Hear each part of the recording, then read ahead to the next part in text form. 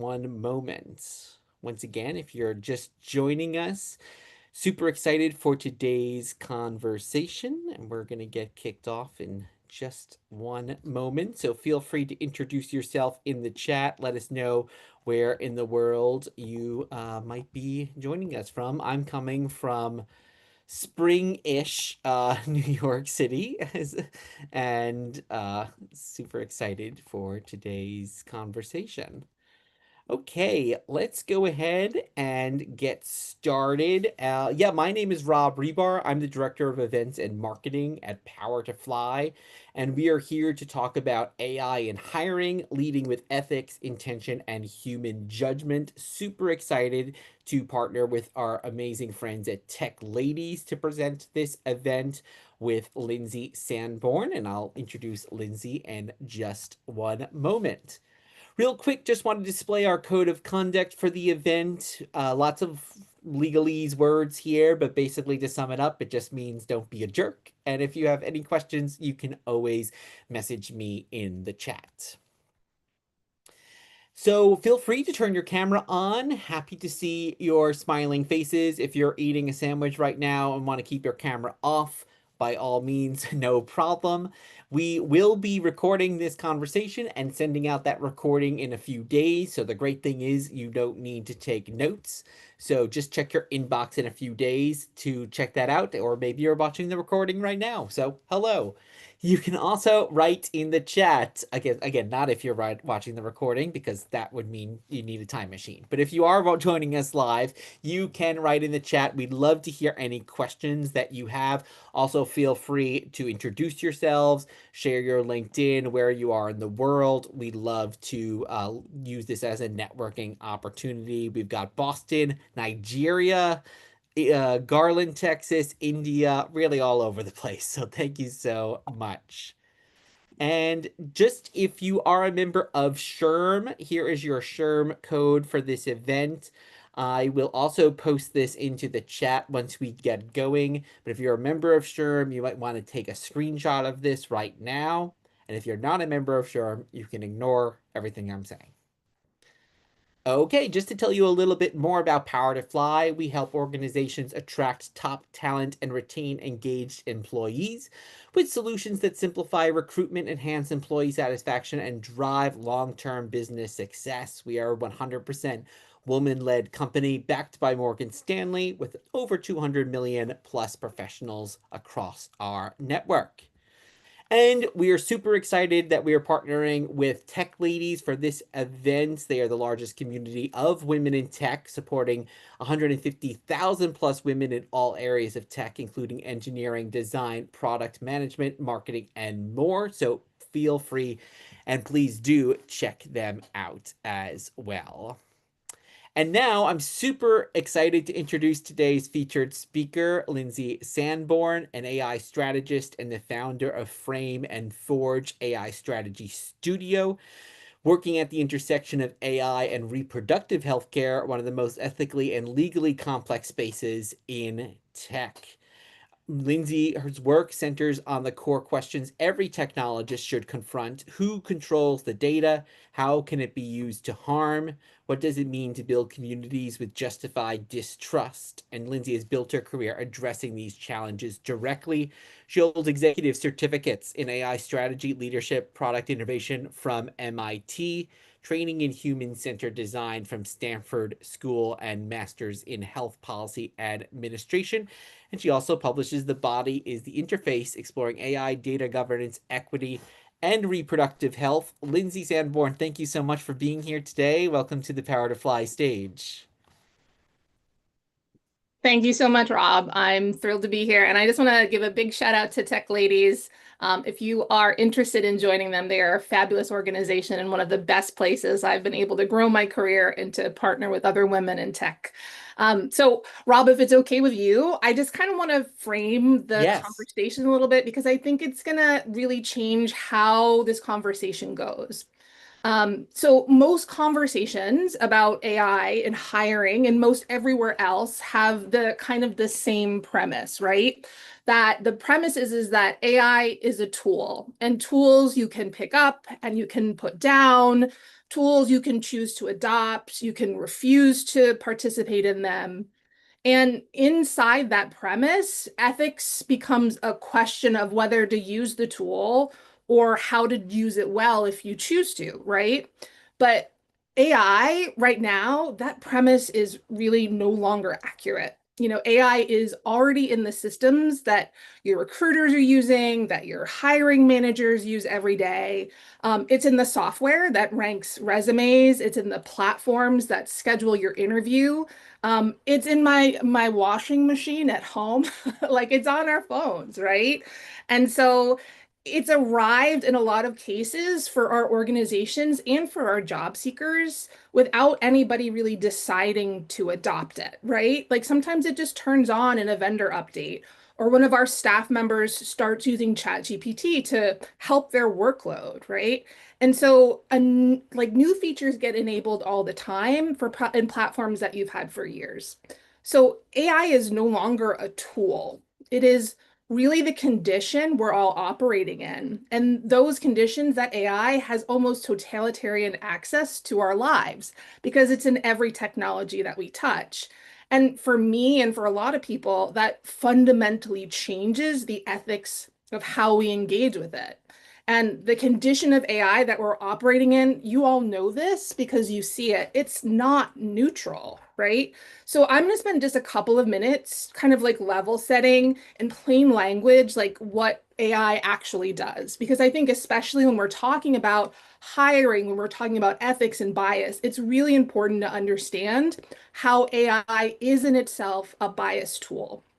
So when you hear things like AI in a hiring context, what we're usually talking about is something called a large language model. And you probably have seen this. We're talking about ChatGPT, Claude, Microsoft Copilot. Those are all large language models. The AI features inside your hiring software are typically built on these.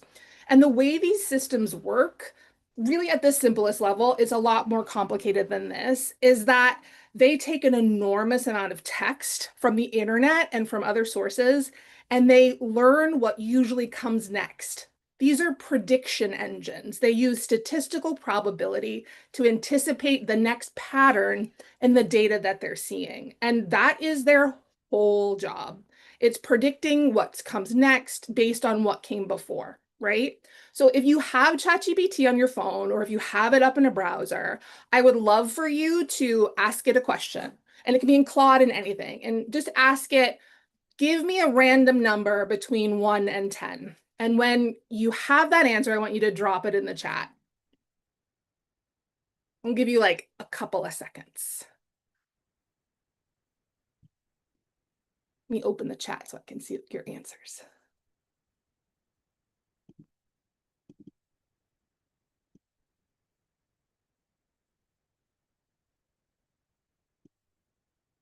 What are we getting here?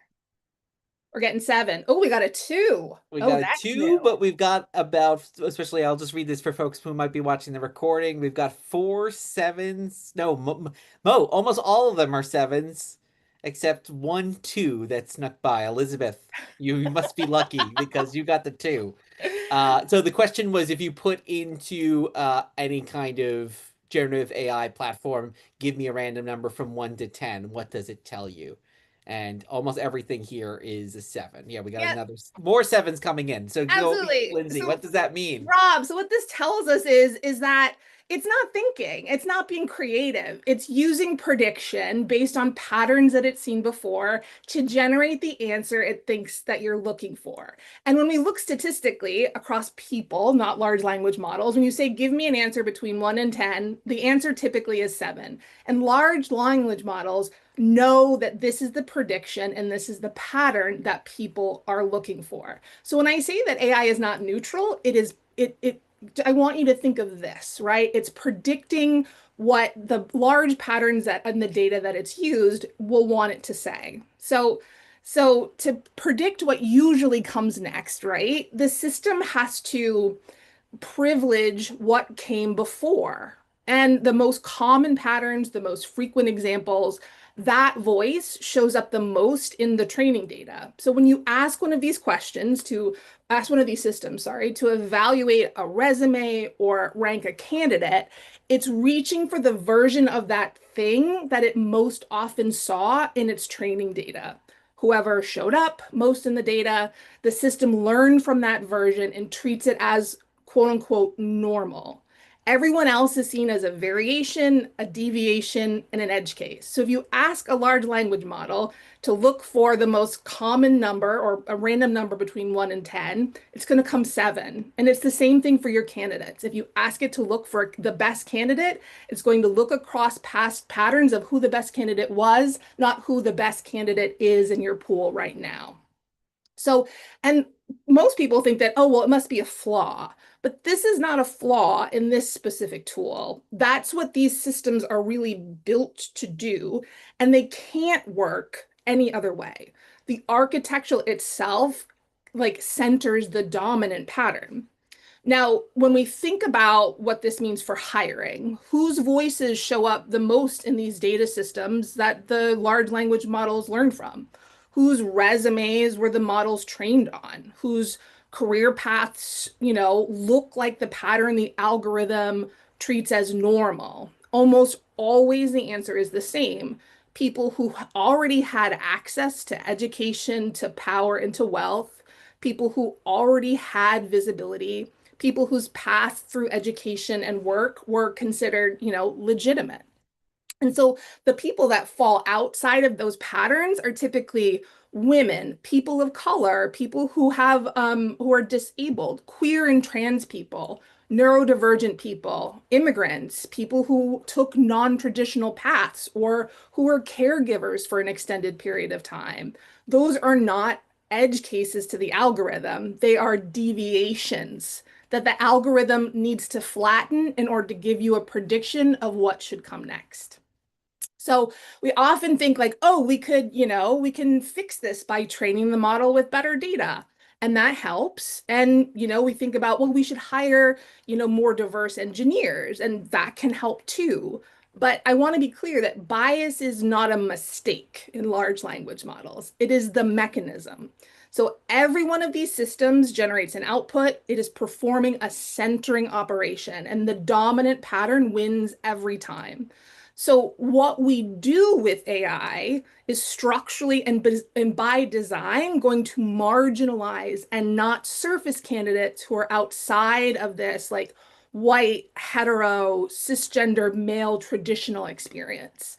So that kind of leaves us with the question of like, what can we do about this? Like these large language models, these AI stuff is built in. So how can we interact with this in a way that's ethical? And what we can do is decide where to put AI in our hiring process. We can decide what to use it for and where to refuse to let it make decisions. So that's really the ethics of operating inside this new condition.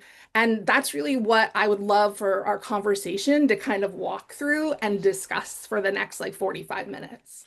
Well, that was great, Lindsay. That was great context. And I think it's so important now because we've talked about with past speakers as well that in a year or so ago, 2 years ago, AI was a tool, and now Yeah, really AI is a partner in many cases.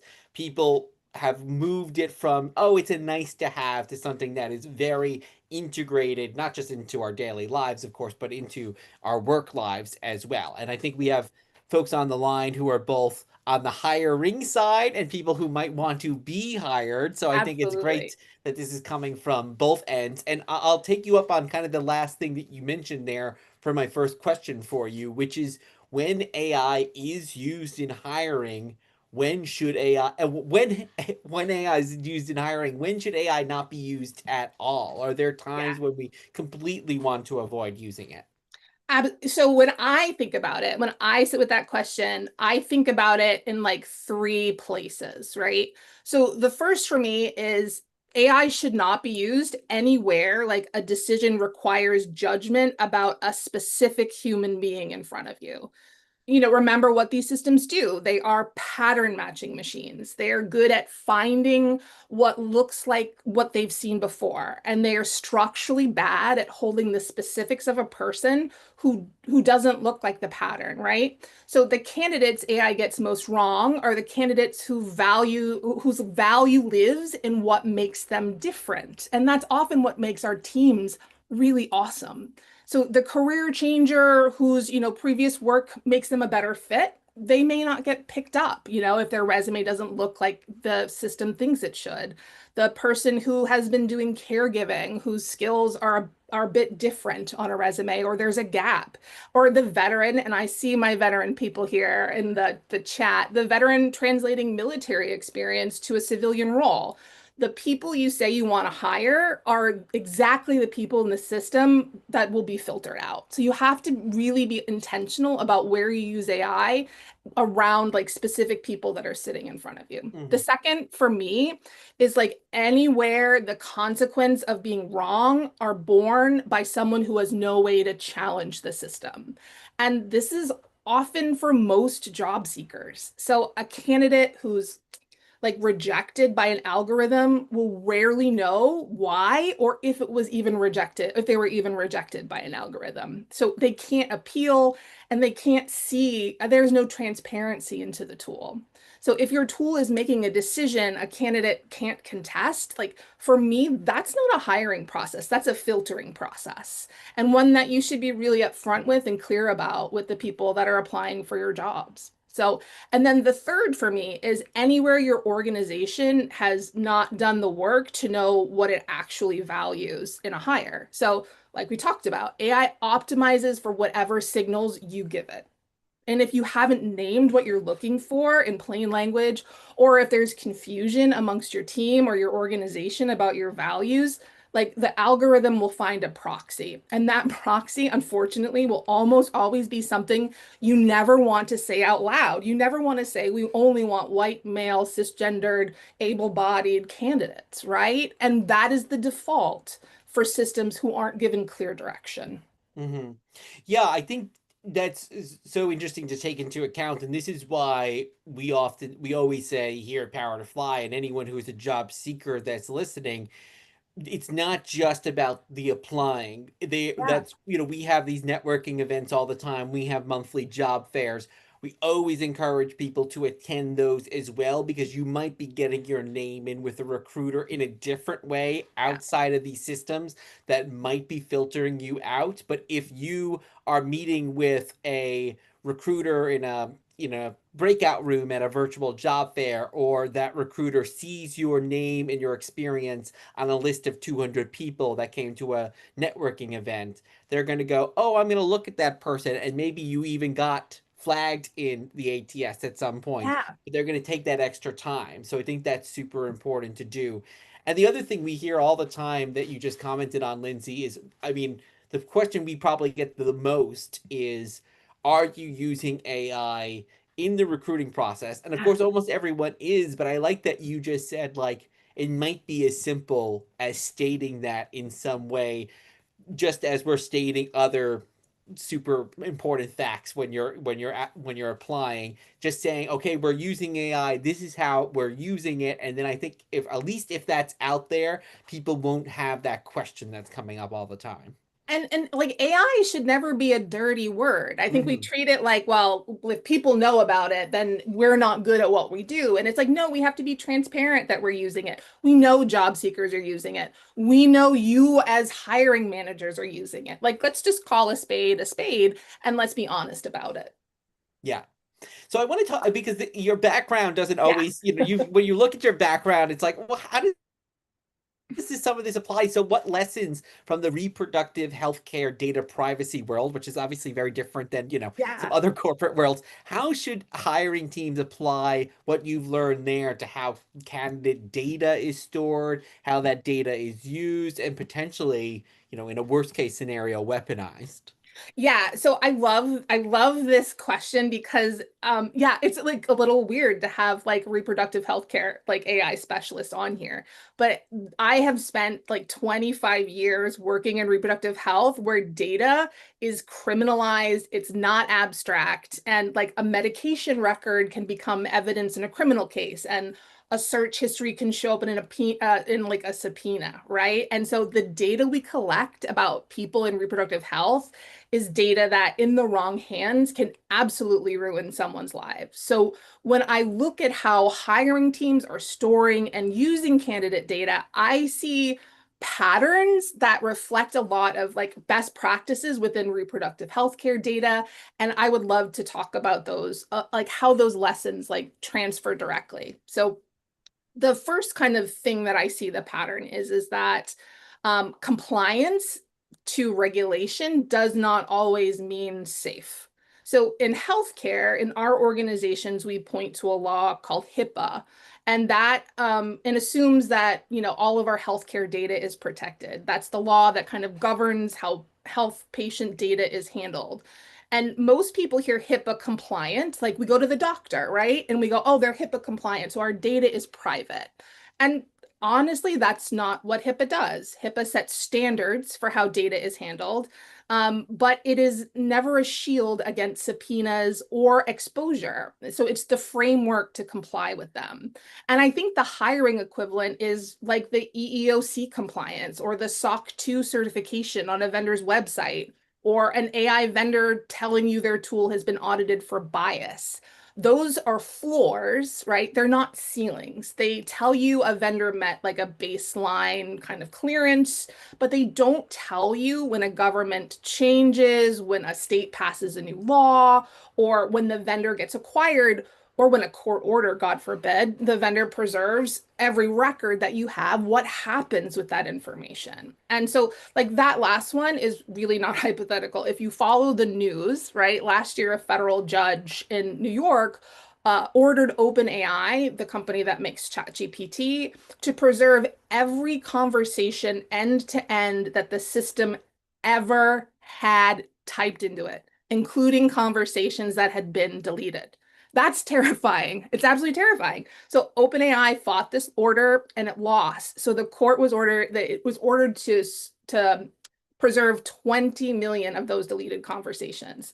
And that was just a copyright lawsuit. Like that had nothing to do with reproductive health care or with hiring, but we can tell by, this infrastructure that it can affect people's ability to collect your data and retain your data for hiring practices, for reproductive health care choices. And so it's really important to remember that is that this data that you collect can be subpoenaed and can be exposed. And so the second lesson for me is that that data that can be collected and exposed, it can be reached. So every resume in your hiring software, every video interview that your AI tool has processed, every hiring manager that's typed little notes, right?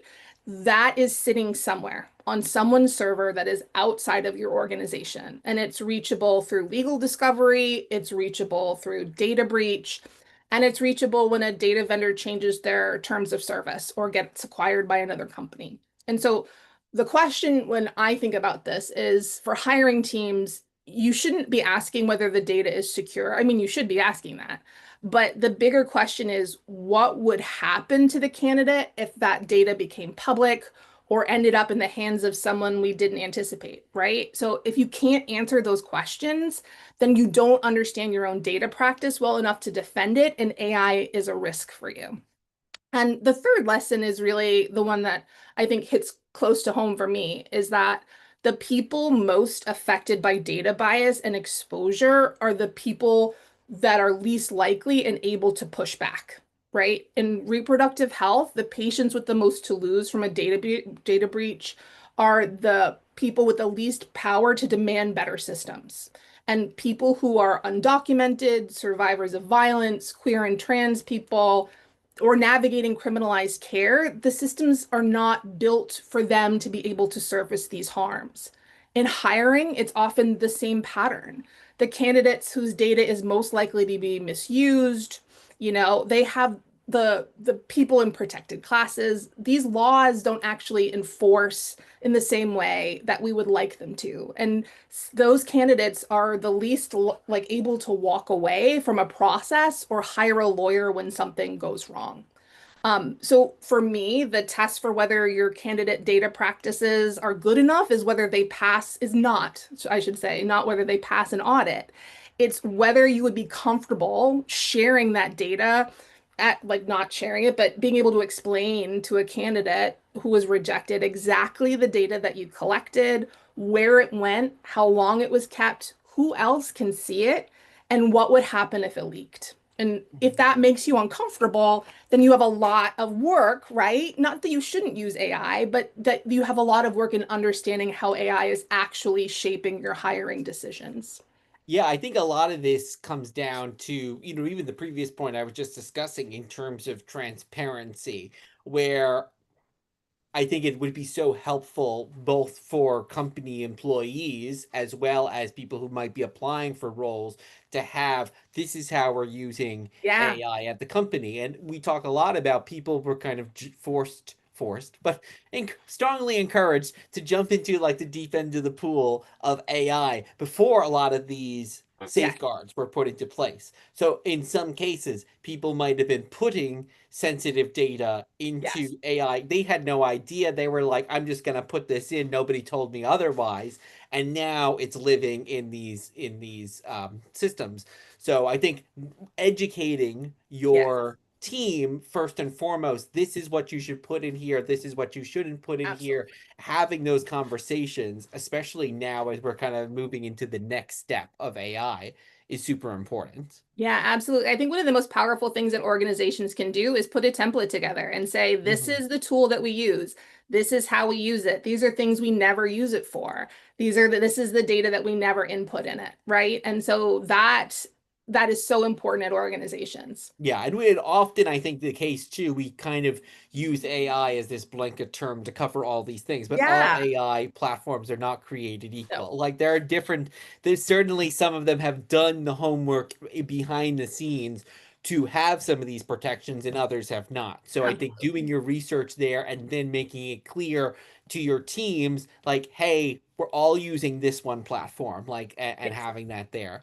I just want to read a couple of the Sure. comments that are in the chat. Toby Ann saying, I'm on the hiring side, and as an HRM, I don't feel comfortable using AI to interview candidates. That's a whole, Absolutely. thing that's happening right now, where especially for some high volume roles, people are actually interviewing with AI. So definitely something that's not science fiction, but science fact happening right now.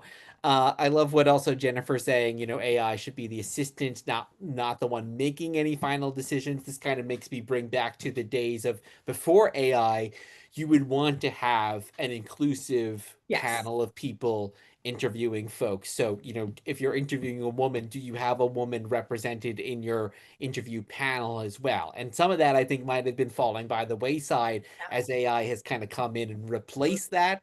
But I think having that human touch there. And then, Ashley, I think your question is a whole separate event, but Yes. I want to acknowledge it though. I love having the conversation about the ethics using AI with regards to damage to the environment. Is the trade-off worth it? We've definitely heard this at other events as well, so I'll try to work on doing a conversation around this in the future because I definitely think it's out there and I don't know enough about it to comment on it. So definitely worth there. And someone also saying AI governance should be mandatory for every company using AI in any way. Yeah, definitely agree there. But I was talking a bit about the tools and tools not being all equal, Lyndsay. How do you evaluate whether an AI hiring tool is a good fit for an organization's values and for their risk tolerance? Yeah. So when I think about this, I think about the question is like, could you explain to a candidate exactly what this tool did with their application? And would the candidate find your answer acceptable? I mean, first of all, it makes it so you understand, like soup to nuts, how this tool actually works. So you need to make sure that you understand explicitly what kind of decisions went into this tool and what the output is.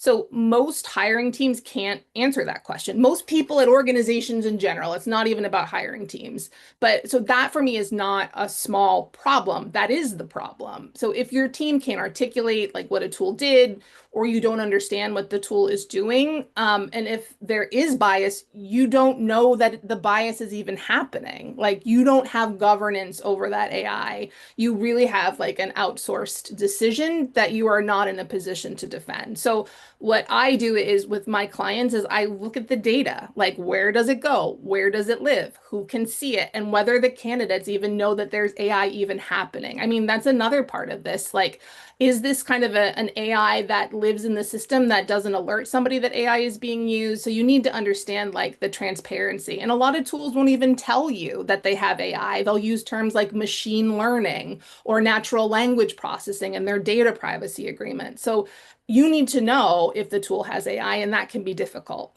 I also really want to encourage people to look at who owns the risk if this tool fails.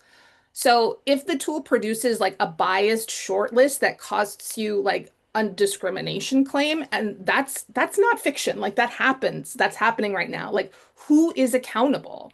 Like not a governance committee, but like one person who is accountable for making sure that these biased decisions or possibly biased decisions get that human review. So did leadership, consciously sign off on this? Did like a feature get auto-enabled? Like we really have to understand the infrastructure within our organizations that allow this output to go unchecked. And I also look at to where the burden actually goes. So AI is often, as we know, sold as efficiency. It's like the best thing since sliced bread. But in practice, the efficiency gain accrues to the organization while the cost of being wrongly screened falls on candidates. So the recruiter may save 20 minutes. And I'm not saying that those 20 minutes aren't valuable to the recruiters because they are. But the candidate that loses a job would have been good and may have been good at the job and never know why, or you may have lost out on a fantastic hire. And so that's a trade-off that you can monitor for if you're looking for it. And I also go ahead. No, no, please go ahead. No, no, Yeah, no. no, I said I like to look at whether the tool privileges dominant patterns. So it almost always does because that's what the architecture does. But remember at the beginning, like these systems learn what usually comes next. So if we are looking at the candidates that we are hiring and we're finding that they're all very similar, that their backgrounds are all very similar, if there's no way to audit the tool, then it's important to go back and understand why these systems are kind of surfacing the same types of candidate. Mhm. Yeah, and I think it goes back to making sure when you're testing things out, because all these things are available for free before you Yeah. do a paid version, at least in terms of the generative AI products. Like, are you also having an inclusive group of people Yes, testing it? If everyone is testing it as a white you got woman it. based in the US, well, a lot of those results might be similar, but are you then having a woman that's, abroad if you're a global team? Are you having a trans person or a person of color, what have you? I think like you might get different Yeah. results and be able to see, is there a bias that's kind of coming out just from being a different user there? Yeah, I think too, it's also important to interrogate your vendors. Like Hmm. vendors should be able to tell you what their training data is. Vendors should be able to describe the model. If they say it's proprietary and they can't show you like how they make decisions, then you shouldn't be engaging with business, like engaging in business with them. Like there should be transparency from your vendors as well. And they all want your business right They now. all They're want all it. fighting with each other, so Yeah. they should give you every answer that you want. And Lindsay, here a question I think for you from Jen in the chat. Who do we hold accountable, and does it depend on the industry? Unfortunately, governance was not built alongside AI adaption. Yeah, so I think that's a great question. So there are governance models. There's the NIST framework, there's the IAPP framework, and so there's different ways of understanding governance within an organization. And I like to think of it as a container that kind of has layers, and your policy is at the bottom, like risk and measurement and all of these other things at the top.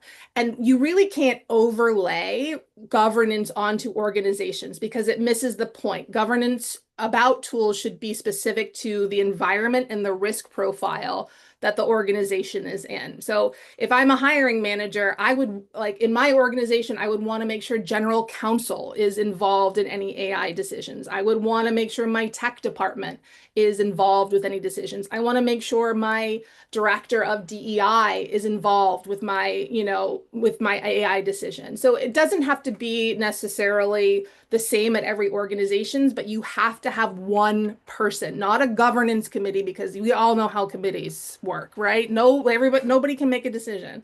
But you really need to empower that person to pause AI tools immediately and effectively. You need to enable them to say no effectively and immediately to AI decisions and to be able to inquire about the legitimacy of any kind of report of bias in those decisions. And again, I think we're all being told if we're not AI experts right now, sorry, you're going to be out of a job, you're a loser, all these things.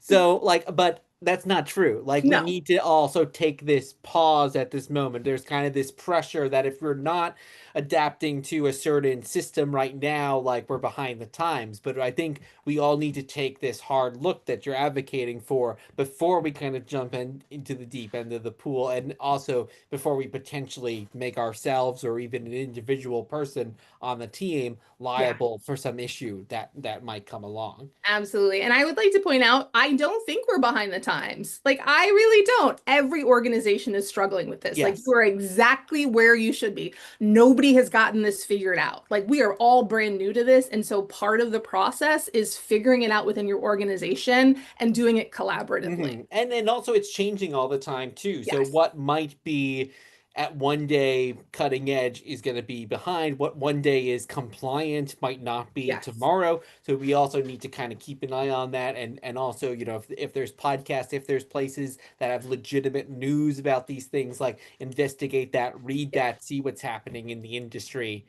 And kind of along this same vein as well. When procuring these AI hiring tools, what accountability structures should talent leaders demand from the vendors before Sure. signing? Yeah, again, it's kind of what I said before. You need to understand what data goes in and what goes out. So the actual data flow. Have your vendors walk you through the process. It may be boring and you may not understand it, but at least they can explain it to you and you can bring it to your IT. So what does the vendor receive? What do they retain? Like, what do they use to train their model? So you may be entering information that they then use to make their model better, but making their model better doesn't mean better for your candidates. It may mean they make more money, right? And so you have to understand that. And if they say to you like we can't disclose that, that's a problem. Like you need to be able to understand how these tool works and you need to know what will happen when something goes wrong. I mean, things break, right? Like these things can happen and they will happen. So you need to understand like what are they contractually obligated to do if they find an error or if there is a leak, if their tool like produces bias that costs you a discrimination claim, like who pays for that? Like is it your fault? Is it the tool's fault? You have audit rights. So you need to, as much as the vendor needs to be responsible for it, your team also needs to be able to test for like disparate impact on your actual candidate pool. So like, can you work with that vendor to figure out how that even happens? And so like for me, like just understanding what happens to that data like from end to end and also like what happens when your contract ends, like Mhm. where does that data go, who owns it?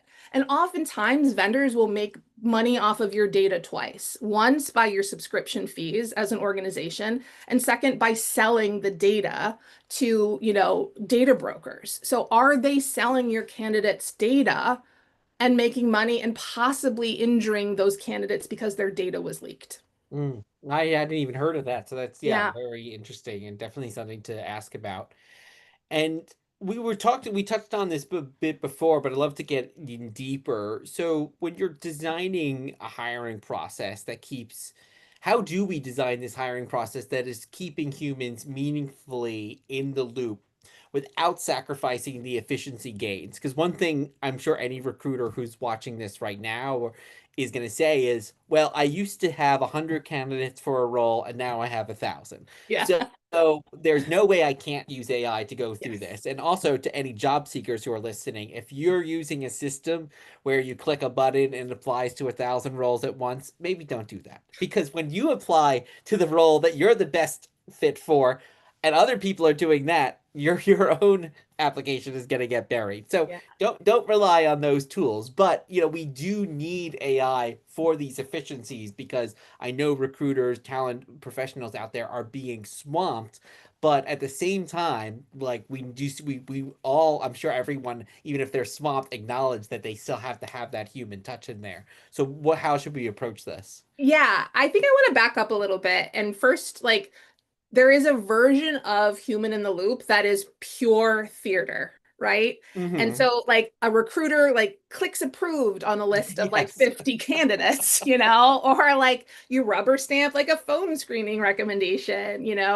And so technically, yes, there was a human in the loop, but functionally the algorithm made the decision and the human ratified it. So I think that we need to be really aware of that, like especially in this like cold arms race between job seekers and hiring managers, right? We're all using AI and it just becomes like so dehumanizing, but we all need to use it for efficiency. So, what I think of as being like meaningfully in the loop is like it's a distinction about that I think about often in clinical settings. So AI is really great at tasks. AI task is something that is like repeatable.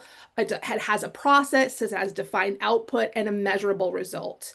Sorting resumes by stated qualifications, task. Scheduling interviews, task. Drafting a rejection email, task, task, task. Hmm. AI can do that faster than a human with less effort and often with acceptable accuracy, Yeah, right? I would say a rejection email if it's like their first rejection. If they've Exactly. been through 3 interviews, you Amen. should type that yourself. Thank you. Amen. Yes. But like, and I think you point to a perfect example of what I'm going to talk about next. Trust work is different. I always say automate tasks, not trust. So trust work is what happens when a hiring manager like looks at a candidate with a nonlinear path and decides to bring them in anyways. Trust work is when you've been meeting with someone 6 times and you're not going to move forward with them, right? There's meaningful human connection. And so, we have to think about pattern matching against people who look like us can slow us down, right? But we also have to look at what the human touch can do to surface really great candidates. And none of that is a task, and none of it should be automated or can be automated in a meaningful way. And all of that, like that human trust work, that's where real hiring decisions matter. And so the design principle for me is like automate the task layer and at all costs defend the trust layer. Anything within your organization that requires like ethics, judgment, humanity, don't offload that to AI. That's not going to make you more efficient. It's going to make you more dead inside. I mean, honestly. Well, And and ultimately too is going to be detrimental because yes. that person might go on Glassdoor, they might go on Yes. Reddit and say, I did a technical test with this company and then I got like this rejection and I never heard from them again or something like that. And then it's only going to make you harder to Yeah. apply for that, for any applications. Absolutely. And I think what's important to end on is you have to be really honest as an organization. What is task and what is trust? And have those conversations. Yeah. And I think what's interesting is so many of these things that we're seeing in AI. I mean, I guess this is, where this bias comes from, Lindsay. I mean, it doesn't just be generated by the AI because No. I'm thinking years and years ago I was applying for a role.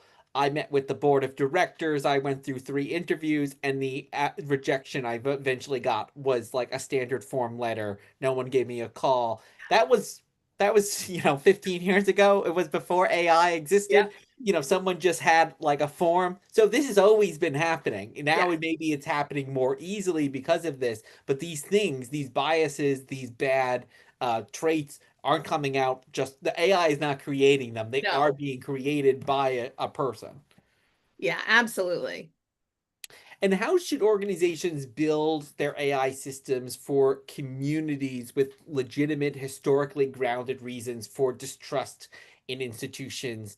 How does that apply to underrepresented candidates in hiring? Because Yeah. I think that's something we hear all the time. You know, a majority of our community are women, majority are people who are non-white, and we're hearing this very much this kind of distrust when it comes to like, oh, a person's not reading my resume. I'm not even going to get into the next round. Yeah, this is something that I deal with in every AI decision in my health equity work. So it's something that I spend a lot of time thinking about.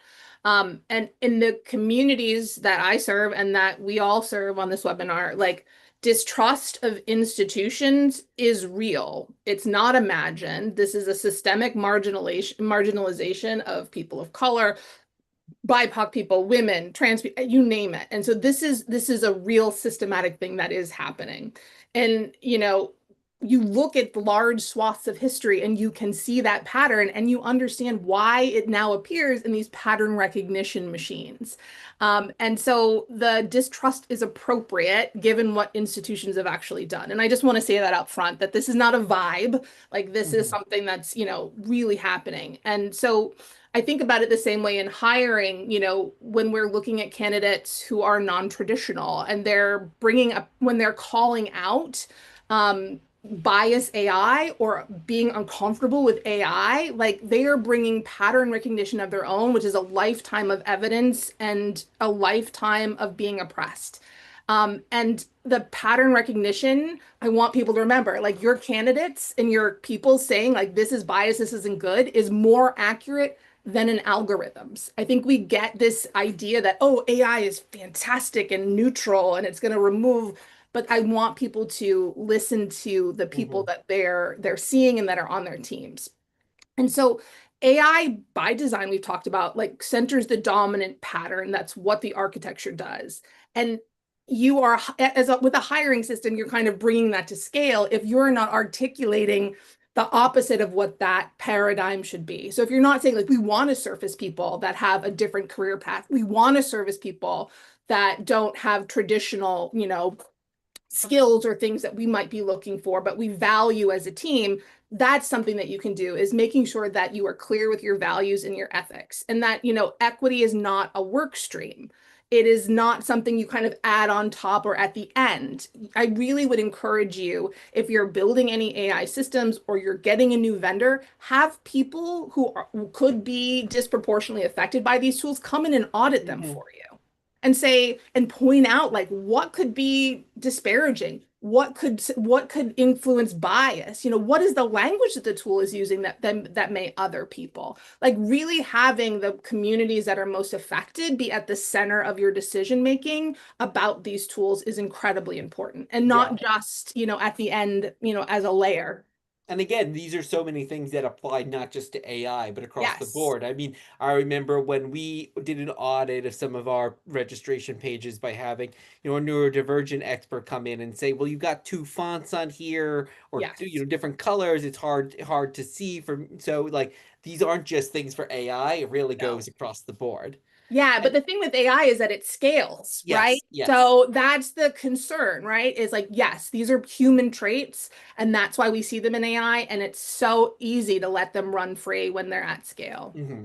And most of the questions we've talked about, these issues are kind of on the more employer side, but I'd love to kind of talk for a moment about folks who might be applying for a role, because hundreds, of applicants per role, AI kind of, we're all using AI tools also on the applicant side. Yeah. It's kind of making everything look equally polished. There's this Yeah. sameness to it. At the same time, as we've talked about, sometimes if you're too different, you're just going to stand out in the bad way and you're going to be flagged. So people are a little damned if they do, damned if they don't Yeah. kind of thing.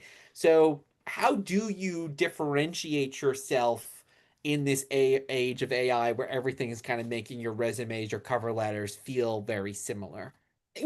I love that question, and it's really hard to answer because it kind of surfaces the privilege that it takes, Hmm. right, to have access to networks or have access to time to really sit down and craft a meaningful resume when you're working 3 jobs. Or so it really kind of surfaces all of these existential issues that we have that bias people already. But I'm going to try because I think it's important.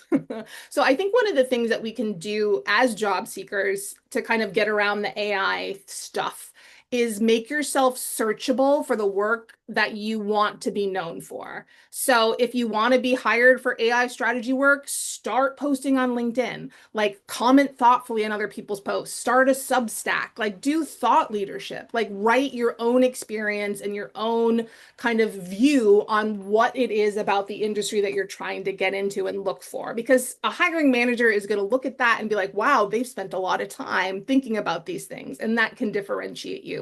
And it also gives you a lot more insight into the field that you're looking to get into. So I think that's part of it. And also search engines love when you are, you're all over the place on the internet. And when you're on Wikipedia, when you're on Substack, when you're LinkedIn, like optimizing to be found on the internet, I think is important for a lot of job seekers.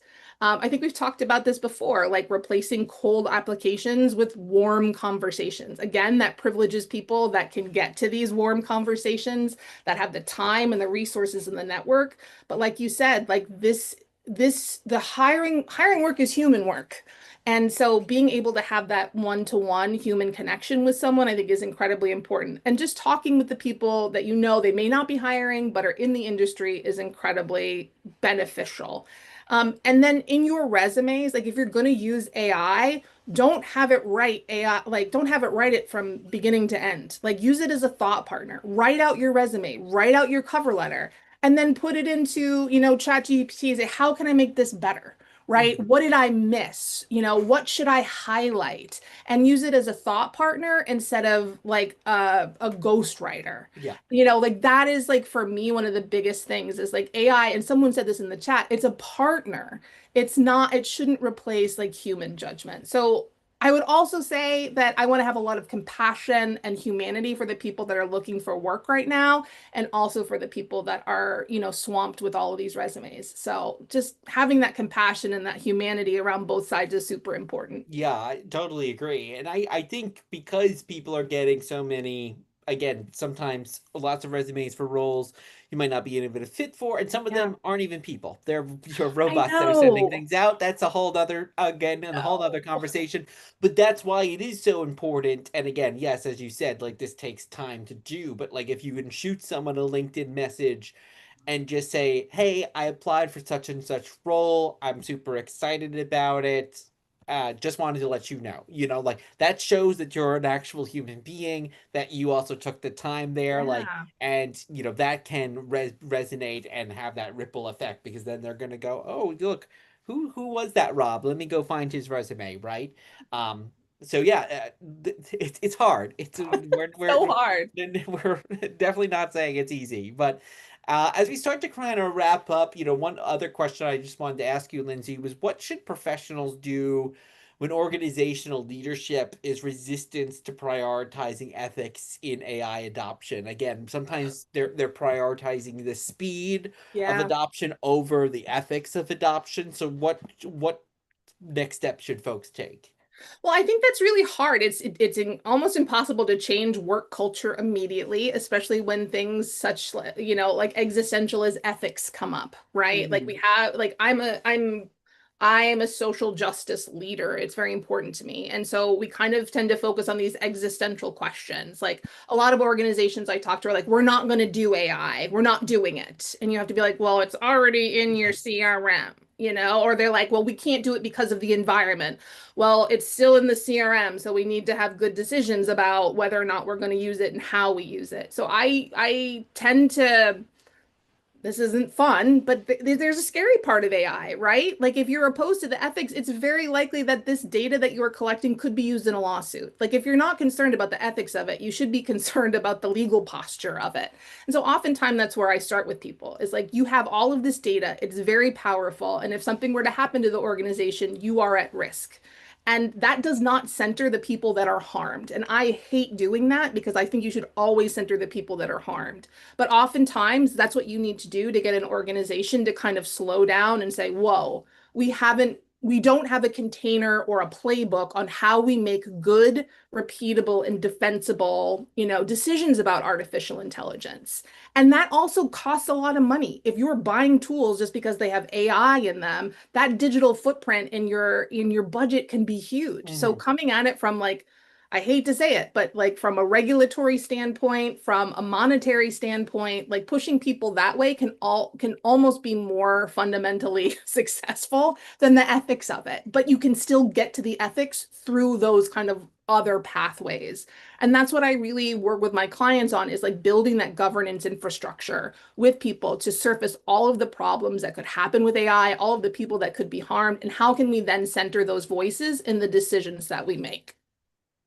Amazing. And kind of last question for you, Lindsay, is if people take just one thing away from this conversation, there's lots of topics here, but like Yeah. what should that one thing be, or what should that one action step be, maybe that they take back to their own companies or even just their own lives? Yeah, I think the question for me is like, what are we doing with AI? Like, what is already in our organization? A lot of the times, people don't even understand the amount of AI footprint that is in their organization or the data that it touches. And that's the first thing that you can do is encourage people at your organization just to do an AI inventory. Understand where it is, what data it touches, and who it could affect the most. And from there, you can start to have good, meaningful discussions about AI governance and policy and bias and what that means for you as an organization. I think that's great advice and a great place to leave it on. But Lindsay, where can people connect with you if they have other questions Yeah. they want to follow up, learn more about Frame and Forge, any of that good stuff? Absolutely. So you can find me at www.frameandforge.com. I'm also on LinkedIn, Lyndsay Sanborn, and I write The Body is the Interface, which is an exploration of ethics, reproductive health care, and artificial intelligence. And so you can find me on Substack. Amazing. Well, we'll link to some of that in our post-event email if you're watching us live. If you're watching the recording, check all that out online. Lindsay, thank you so much for all these Thank great you. insights today. And I also want to shout out to our amazing partners at Tech Ladies for making all this possible as well. Definitely check them out also. And last but not least, thank you to everyone who's joining us live because you all took an hour out of your day to learn, to improve, to take that step forward. So be sure to give yourself a treat, a pat on the back, what have you, because you're doing the hard work. So thank you all. We'll see you at the next Power to Fly event.